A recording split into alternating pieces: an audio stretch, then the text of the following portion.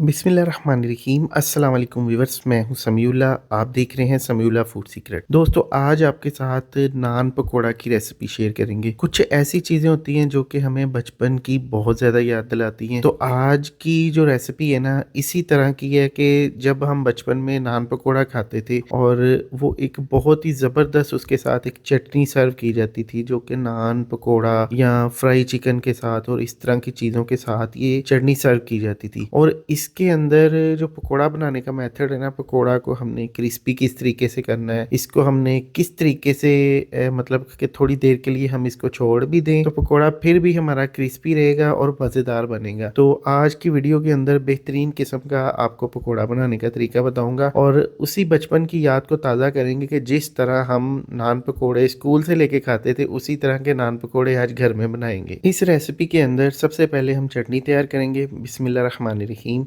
यहाँ पे मेरे पास आधी गुट्टी धनिए की है, 2 मेरे पास लहसुन के जवे, 2 सब्ज़ मिर्चें, हाफ़ टी स्पून नमक, हाफ़ टी स्पून इसके अंदर सफ़ेद ज़ीरा शामिल करेंगे।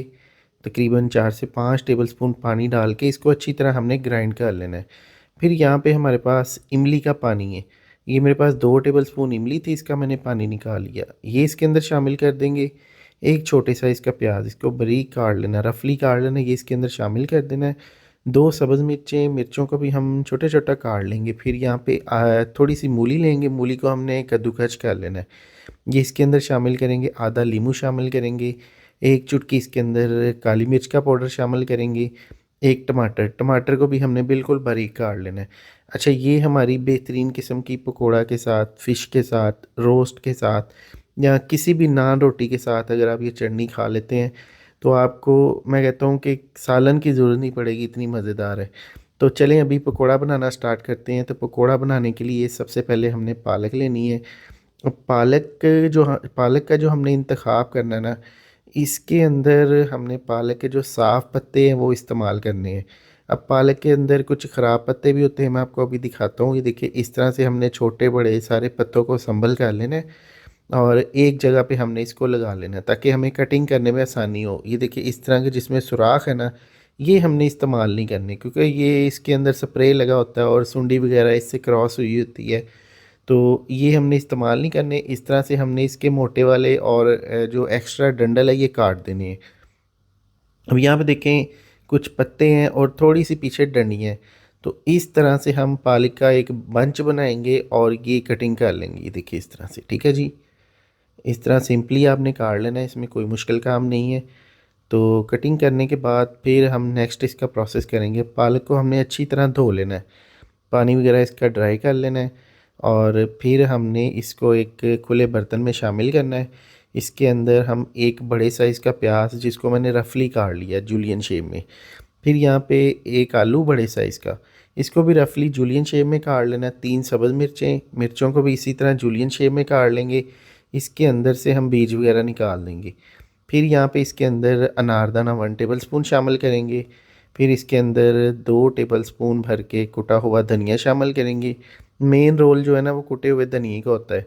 फिर यहाँ पे हाफ़ टी स्पून अजवाइन, 1 टीस्पून इसके अंदर साबुत ज़ीरा, 1 टेबलस्पून इसके अंदर कुटी हुई लाल मिर्च और 1 टेबलस्पून इसके अंदर नमक, हाफ़ टी स्पून हल्दी, 1 टीस्पून लाल मिर्च पाउडर, 1 टीस्पून गरम मसाला पाउडर और इसके अंदर ढेर सारा धनिया, तकरीबन 3 से 4 टेबलस्पून हमने इसके अंदर धनिया काट के डाल देना, ठीक है जी।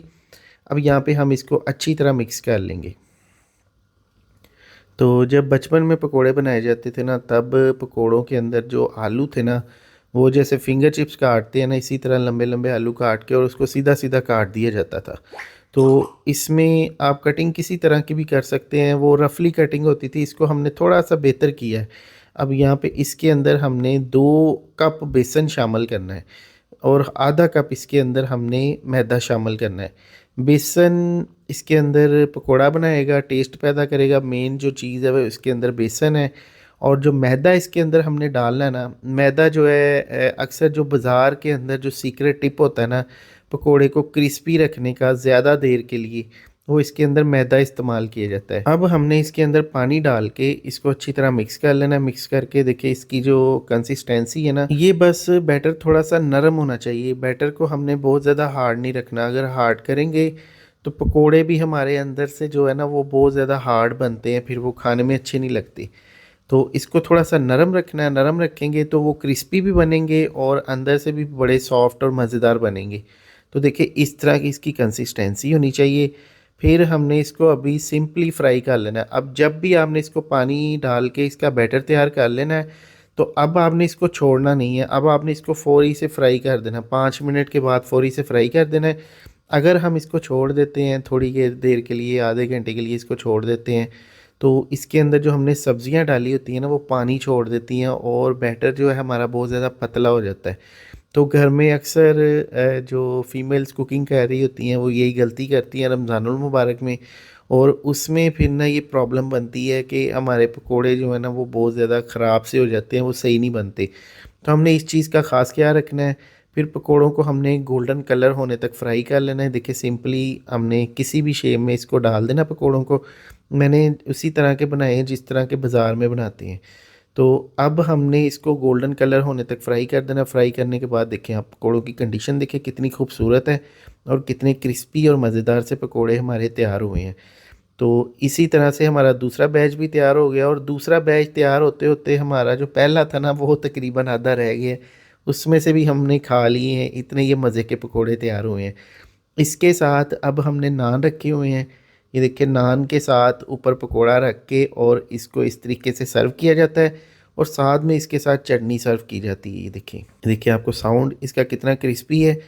तो इसके साथ ये चटनी सर्व करें। पिछली वीडियो का थैंक्स जाता है अकबर यूएसए से है, तो आप भी इस वीडियो के नीचे कमेंट करके अपने कंट्री अपने सिटी का नाम लिखना मत भूलिएगा, ताकि अगली वीडियो के अंदर हम आपको थैंक्स बोल सकें। अपना बहुत सा ख्याल रखिएगा, दुआ में याद रखिएगा। एक नई वीडियो आने तक समीउल्लाह को दे इजाज़त। शुक्रिया, अल्लाह हाफिज़।